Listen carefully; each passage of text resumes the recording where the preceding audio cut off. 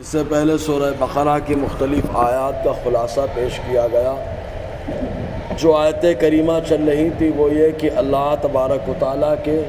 رسول صلی اللہ علیہ وسلم کی بارگاہ میں صحابہ نے عرض کیا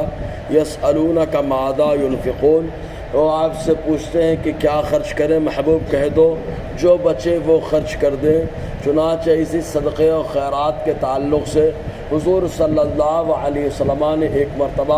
مسجد نبوی شریف کے اندر ترغیب دلائی، تمام صحابہ کرام اپنے اپنے گھروں کی طرف گئے تاکہ جو بن پڑے جس کے پاس جو بھی ہے وہ لے کر کے آقا علیہ السلام کی بارگاہ ناز میں حاضر آئے۔ لیکن ایک صحابی جن کا نام حضرت ابو امامہ باہلی رضی اللہ تعالیٰ عنہ ہے، وہ بیٹھے رہے اور ہونٹ ہلا کر کچھ پڑھتے رہے۔ چنانچہ تمام صحابہ کرام جب چلے گئے تو حضور صلی اللہ علیہ وسلم نے فرمایا اے ابو امامہ یہ بتاؤ، ہر کوئی صدقہ جو ہے خیرات کرنے کے لیے اپنے گھر گیا اور تم یہیں پر بیٹھے کیا پڑھ رہے ہو؟ حضور صلی اللہ علیہ وسلم نے جب پوچھا تو حضرت ابو امامہ باہلی رضی اللہ تعالیٰ عنہ عرض کرتے ہیں سرکار ہر کوئی اپنے گھر سے کچھ نہ کچھ لینے کے لیے گیا، لیکن میں غریب آدمی، میرے پاس کچھ نہیں ہے، اس لیے میں یہاں پر بیٹھ کر اللہ تعالیٰ کی پاکی بول رہا ہوں اور ان کلمات کو ادا کر رہا ہوں، سبحان اللہ، الحمدللہ، لا الہ الا اللہ، واللہ اکبر۔ حضور صلی اللہ علیہ وسلم نے جیسے ہی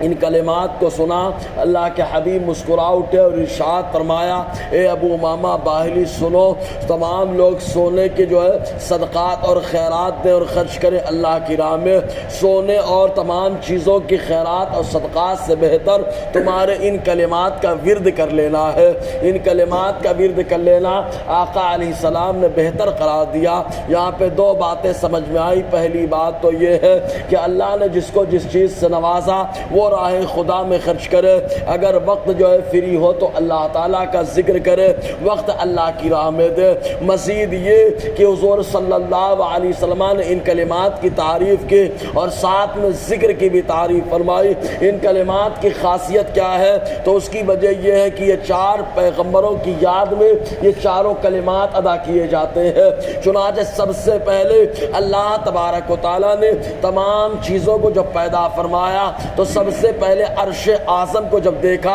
تو حضرت جبرائیل علیہ السلام نے دیکھا، جو پیغمبر تو نہیں ہے لیکن فرشتے ضرور ہے، انہوں نے دیکھا تو اللہ تعالیٰ کی عظمت کو بیان کرتے ہوئے انہوں نے کہا سبحان اللہ۔ اللہ تبارک و تعالیٰ نے بہت پسند فرمایا۔ حضرت آدم علیہ السلام کی جب اللہ تعالیٰ نے تخلیق فرمائی، بدن میں روح کو ڈالا تو جیسے ہی روح اندر گئی فوراً آپ اٹھ کر کے بیٹھ گئے اور چھینک آئی، آپ کی زبان سے کلمہ نکلا الحمدللہ، فوراً سبحان اللہ، الحمدللہ۔ ایسے ہی جب حضرت نوح علیہ السلام کے زمانے میں طوفان آیا تو جتنے 80 لوگ ایمان لائے ان لوگوں کو لے کر کے حضرت نوح علیہ السلام جب کشتی پر سوار ہوئے تب انہوں نے کہا لا الہ الا اللہ، اللہ کے علاوہ کوئی لائق عبادت نہیں ہے۔ چنانچہ اس کے بعد جو چوتھا کلمہ ہے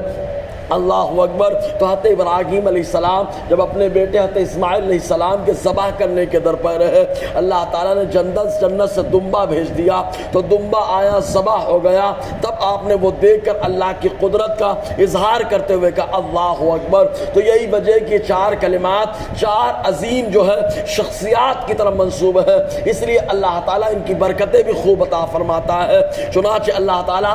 فرماتا ہے محبوب جو بچے وہ اللہ کی راہ میں خرچ کرے۔ اس کے بعد پھر آگے کی اسی آیت کا حصہ وَيَسْأَلُونَكَ عَنِ الْيَتَامَى، چنانچہ اس سلسلے میں حضرت عبداللہ ابن رواحہ رضی اللہ تعالیٰ عنہ بیان فرماتے ہیں کہ پہلے اگر کسی کے گھر میں کوئی یتیم ہوتا اور ان کا مال ہوتا تو ساتھ میں کھانا بنا لیا جاتا تھا، ساتھ میں ان کے لیے جو ہے خرچ کا انتظام کر لیا جاتا۔ تو کبھی کبھی ایسا محسوس ہوتا کہ کہیں ایسا تو نہ ہوا کہ یتیم کا حق جو ہے دوسرے لوگوں نے کھا لیا، تب اللہ کے حبیب صلی اللہ علیہ وسلم نے حکم دیا یتیم کے لیے الگ سے انتظام کیا جائے، گھر والے ان کے لیے الگ سے اہتمام کریں اور باقی لوگوں کے لیے الگ سے اہتمام ہو جائے۔ چنانچہ جب بچوں کے لیے جو یتیم رہے ان کے لیے الگ سے انتظام ہونے لگا تو کھانا بنایا جاتا اور جو بچ جاتا وہ خراب ہو جاتا، کیونکہ کوئی دوسرا کھا نہیں سکتا تھا، استعمال نہیں کر سکتا تھا اور دوسرے کو دیا بھی نہیں جا سکتا تھا۔ اس لیے عبداللہ ابن رواحہ کہتے ہیں میں حضور صلی اللہ علیہ وسلم کی بارگاہ میں آیا